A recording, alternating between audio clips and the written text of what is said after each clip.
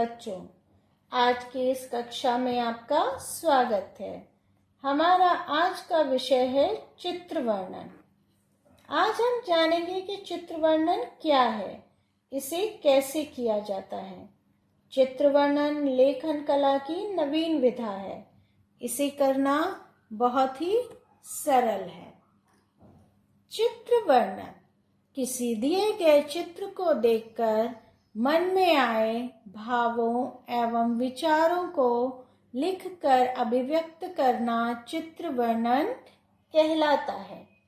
साधारण भाषा में कहें तो किसी भी चित्र को देखकर आपके मन में जो भी विचार आते हैं उन्हें अपने शब्दों में लिखना चित्र वर्णन कहलाता है।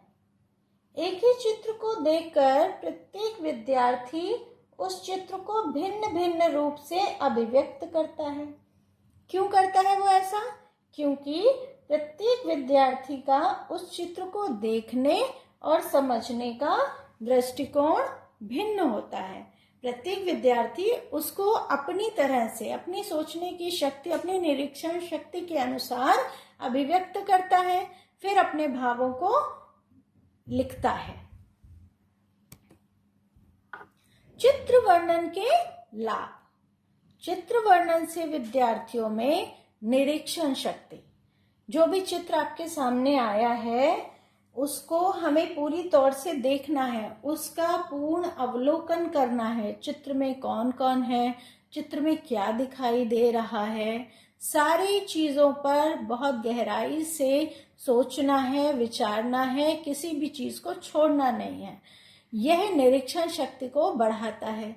कल्पना शक्ति, ये सोचने की शक्ति को बढ़ाता है और फिर भावों को अपने शब्दों में क्रमबद्ध तरीके से अभिव्यक्त करने की क्षमता का विकास होता है। तो चित्र वर्णन से क्या लाभ है?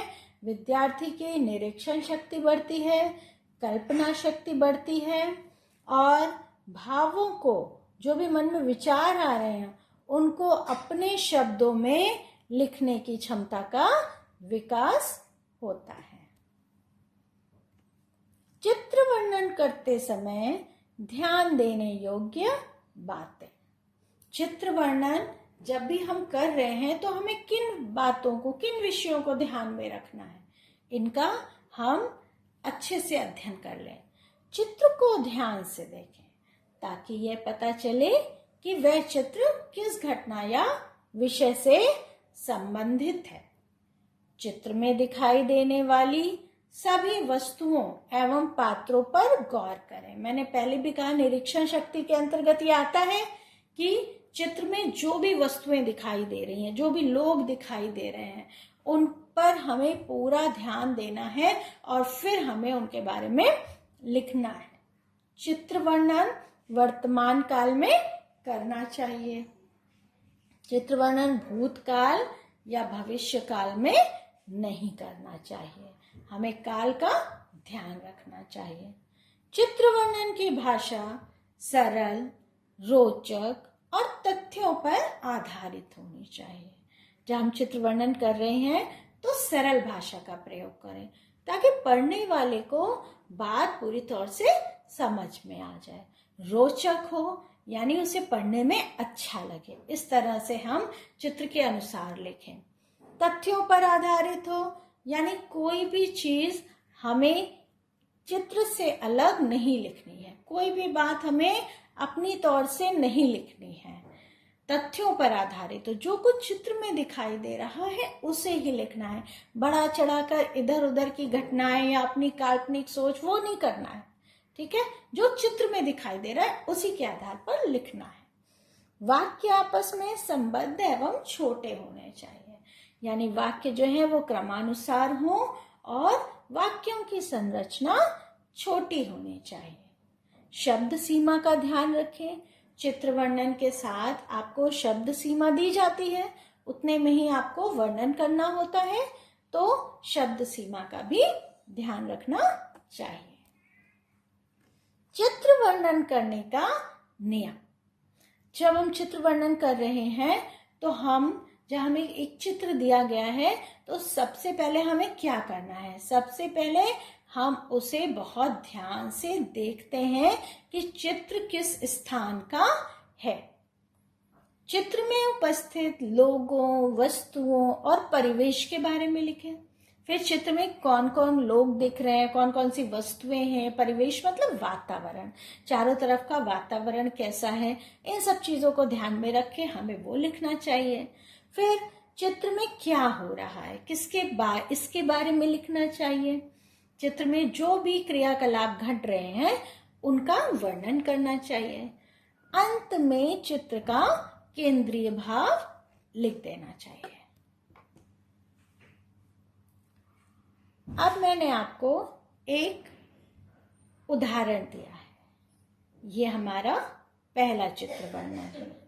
यहाँ पर आपको एक चित्र दिखाई दे रहा है जिसका हमें वर्णन करना है। तो सबसे पहले चित्र को ध्यान से देखें कि यह चित्र कहाँ का है, इसमें कौन कौन है, चित्र में क्या हो रहा है। इन सब के आधार पर हम इसका वर्णन करेंगे। अब इस चित्र में हमें बच्चे दिखाई दे रहे हैं, झूले लगे हुए हैं। ये एक पार्क का चित्र है। एक कुत्ता है जो गुब्बारे से खेल रहा है। यहाँ पर फूल हैं, यहाँ पर चिड़िया हैं, तितली हैं। तो हम इन सबको क्रमबद्ध तरीके से लिखेंगे। तो पहला वाक्य क्या लिखेंगे? प्रस्तुत चित्र एक पार्क का है। इस चित्र में फूल, चिड़िया, झूले, तितलियां और बच्चे हैं। दो बच्चे गेंद से खेल रहे हैं। एक झूला झूल रहा है। कुत्ता गुब्बारे से खेल रहा है। प्रस्तुत चित्र में सभी मजे कर रहे हैं। अब आइए हम दूसरा उदाहरण देखते हैं। यह आपका दूसरा चित्र है। यहाँ पर भी आपको एक चित्र दिखाई दे रहा है। नियमानुसार हम इसका भी वर्णन करेंगे। तो सबसे पहले हम देखेंगे कि यह चित्र किस समय का है। चित्र में कौन है, क्या कर रहे हैं, क्या दिखाई दे रहा है, लोग क्या कर रहे हैं, इन सब का हम वर्णन करेंगे। प्रस्तुत चित्र सूर्योदय के समय का है। सूर्य का प्रतिबिंब जल में दिखाई दे रहा है। सूर्य की लालिमा प्रकृति के सौंदर्य को दर्शा रही है। चित्र में लोग योग की विभिन्न मुद्राओं में हैं। योग जीवन के लिए लाभदायक है। इस प्रकार हमें चित्रों का वर्णन करना चाहिए। आज हमने चित्र वर्णन के नियमों को जाना, उसे कैसे करना है इसका अध्ययन किया। मैंने आपको एक चित्र दिया है जिसका वर्णन आपको स्वयं करना है। नीचे दिए गए चित्र का वर्णन 30 से 35 शब्दों में कीजिए। धन्यवाद।